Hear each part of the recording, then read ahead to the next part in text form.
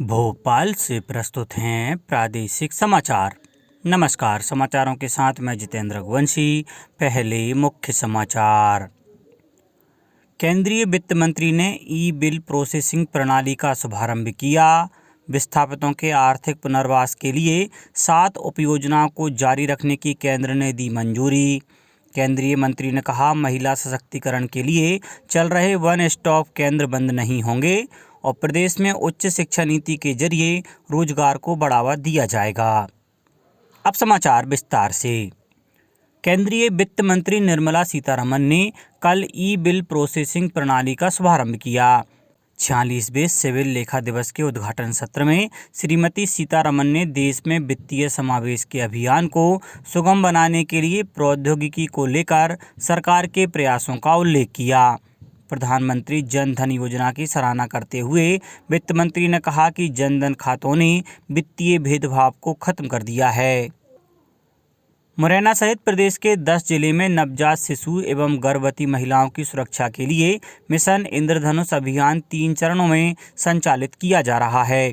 राष्ट्रीय स्वास्थ्य मिशन द्वारा आयोजित जूम मीटिंग में विषय विशेषज्ञ चिकित्सकों ने इसकी जानकारी देते हुए बताया कि इस अभियान का नाम मिशन इंद्रधनुष इस कारण रखा गया है कि यह 7 दिवसीय अभियान 7 विभागों द्वारा 7 कार्य क्षेत्र में संचालित किया जा रहा है।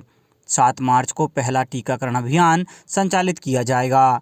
इसमें मध्य प्रदेश के 10 जिले मुरैना, सागर, सतना, सिवनी, छिंदवाड़ा, दमोह, दतिया, ग्वालियर, जबलपुर, मंडला शामिल किए गए हैं। जल संसाधन मंत्री श्री सिलावट ने हरदा और नर्मदापुरम जिले के किसानों के लिए ग्रीष्मकालीन मूंग की फसल के लिए 25 मार्च से तवा डैम से नहरों में पानी छोड़ने के निर्देश अधिकारियों को दिए। उन्होंने कहा कि मुख्यमंत्री श्री शिवराज सिंह चौहान के नेतृत्व और कृषि मंत्री श्री पटेल के प्रयासों से कोरोना काल में भी ग्रीष्मकालीन मूंग की फसल के लिए तवा डैम से पानी छोड़ा गया था। श्री सिलावट ने कहा कि किसानों को नहरों से 2 बार में पिछली दफा से अधिक पानी उपलब्ध कराया जाएगा। अंकुर कार्यक्रम के अंतर्गत पौधारोपण महाअभियान के संबंध में कल छिंदवाड़ा में समीक्षा बैठक संपन्न हुई। बैठक में अभियान की रूपरेखा तैयार करने के साथ ही विभागवार पौधरोपण का लक्ष्य निर्धारित कर संबंधित विभाग प्रमुखों को समय पर लक्ष्य पूर्ति के निर्देश दिए गए। बैठक में अतिरिक्त कलेक्टर ओपी सनोडिया, स्कूल शिक्षा नगर निगम एवं आजीविका मिशन और अन्य संबंधित विभागों के अधिकारी, कदम संस्था के कार्यकर्ता उपस्थित थे। बैठक में जिला पंचायत के मुख्य कार्यपालन अधिकारी ने निर्देश दिए कि पौधारोपण महाअभियान में जनभागीदारी से पौधों का रोपण कराया जाना सुनिश्चित करें। लोक निर्माण मंत्री श्री गोपाल भार्गव ने कहा है कि प्रदेश की अधोसंरचना को सुदृढ़ बनाने में भारत सरकार का सहयोग लगातार जारी है। इसी क्रम में बुधवार को केंद्रीय सड़क एवं राजमार्ग परिवहन मंत्रालय द्वारा प्रदेश में 119 किलोमीटर राष्ट्रीय राजमार्ग के अपग्रेडेशन के लिए 594 करोड़ रुपए की स्वीकृति प्रदान की है। उन्होंने भारत सरकार के प्रति आभार ज्ञापित कर प्रदेशवासियों को शुभकामनाएं दी हैं।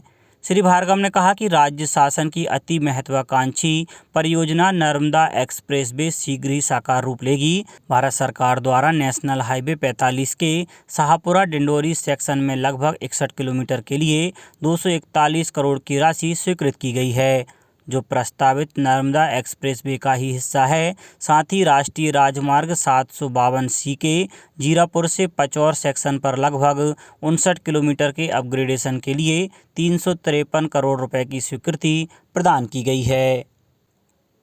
केंद्र सरकार ने प्रवासियों और विस्थापितों की पुनर्वास तथा राहत संबंधी प्रमुख योजना के अंतर्गत 7 उपयोजनाओं को जारी रखने के प्रस्ताव को मंजूरी दे दी है।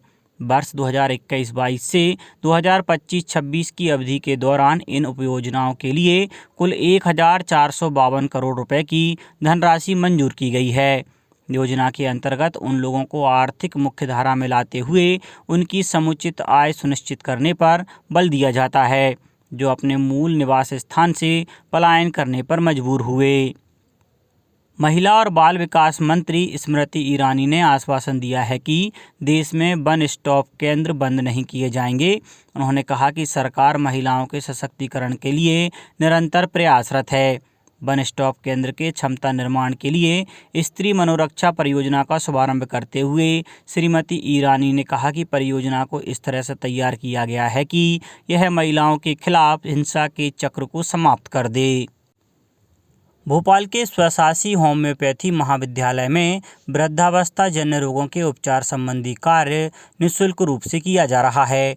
महाविद्यालय में 6 तरह की वृद्धावस्था जन्य बीमारियों डिमेंशिया, मधुमेह, उच्च रक्तचाप, आमवात, संधिवात, यूरोलॉजी और क्रॉनिक ऑब्स्ट्रक्टिव पल्मोनरी डिसीज के उपचार की सुविधा उपलब्ध कराई जा रही है।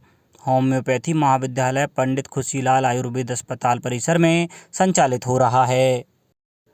उच्च शिक्षा मंत्री डॉक्टर मोहन यादव ने कहा है कि राष्ट्रीय शिक्षा नीति का प्रमुख उद्देश्य विद्यार्थियों को गुणवत्तापूर्ण शिक्षा के साथ कौशल को मजबूत करना है। डॉक्टर यादव कल मंत्रालय में राष्ट्रीय शिक्षा नीति 2020 के क्रियान्वयन के संबंध में विभिन्न विभागों के अधिकारियों के साथ समीक्षा कर रहे थे। उन्होंने कहा कि उच्च शिक्षा नीति के जरिए रोजगार को बढ़ावा देना, छात्रों में रचनात्मक सोच और तार्किक निर्णय और नवाचार की भावना को प्रोत्साहित करना है।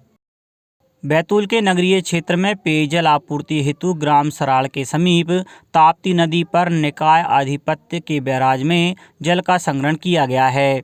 बैतूल के मुख्य नगरपालिका अधिकारी ने इस संग्रहित जल का उपयोग कृषि कार्य में नहीं करने के निर्देश दिए हैं। निर्देशों में स्पष्ट किया गया है कि ग्राम सराड़, ठेसका एवं चिचढाना क्षेत्र के उन कृषकों जिनकी ताप्ती नदी के किनारे जमीन है को आगाह किया गया है कि वे संग्रहित जल को कृषि कार्य में उपयोग में नहीं लाएं।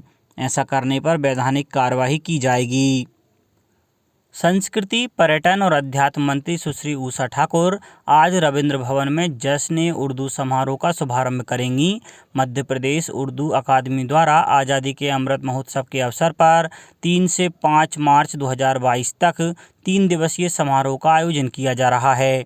समारोह का समापन 5 मार्च को चिकित्सा शिक्षा मंत्री श्री विश्वास कैलाश सारंग करेंगे। उर्दू अकादमी की निदेशक डॉक्टर नुसरत मेहदी ने बताया कि 3 दिवसीय समारोह में सुबह 11 बजे से रात 10 बजे तक कला और साहित्य से संबंधित विभिन्न कार्यक्रम होंगे। इसमें बैतबाजी, सेमिनार, सूबाई मुशायरा, कव्वाली, चिलमन मुशायरा, ओपन माइक और अखिल भारतीय मुशायरा शामिल हैं।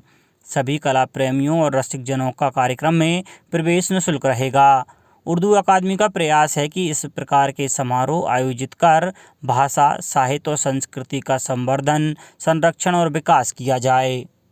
अब बात मौसम की। मध्य प्रदेश में तेज हवाओं की वजह से मौसम में बदलाव देखने को मिल रहा है।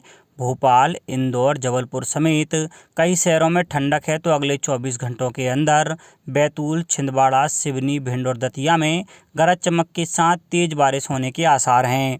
मंगलवार रात में प्रदेश का सबसे ठंडा शहर खजुराहो रहा। यहाँ न्यूनतम तापमान 7.5 डिग्री सेल्सियस दर्ज किया गया। वहीं नौगांव में 8.5 डिग्री तापमान रहा। ग्वालियर, उमरिया, रायसेन, पचमढ़ी में पारा 10 डिग्री के आसपास रहा। इंदौर, भोपाल और जबलपुर में बीती रात की तुलना में 2 डिग्री तक पारा लुढ़क गया। मौसम वैज्ञानिक वेद प्रकाश सिंह ने बताया, पाकिस्तान से आने वाली हवाओं का असर देखने को मिल रहा है। कुछ जिलों में हल्की बारिश होने के आसार हैं। वहीं अगले 24 घंटों में भी कुछ जिलों में बारिश हो सकती है। अब कुछ समाचार संक्षेप में। टीकमगढ़ जिले में समर्थन मूल्य पर गेहूं की खरीदी 25 मार्च से शुरू हो रही है। 5 मार्च तक किसानों से पंजीयन कराए जाएंगे। अब तक जिले में 23,676 किसानों ने पंजीयन कराए हैं। प्रसिद्ध फिल्म समीक्षक जयप्रकाश चौकसी का कल इंदौर में निधन हो गया। वे लंबे समय से बीमार चल रहे थे।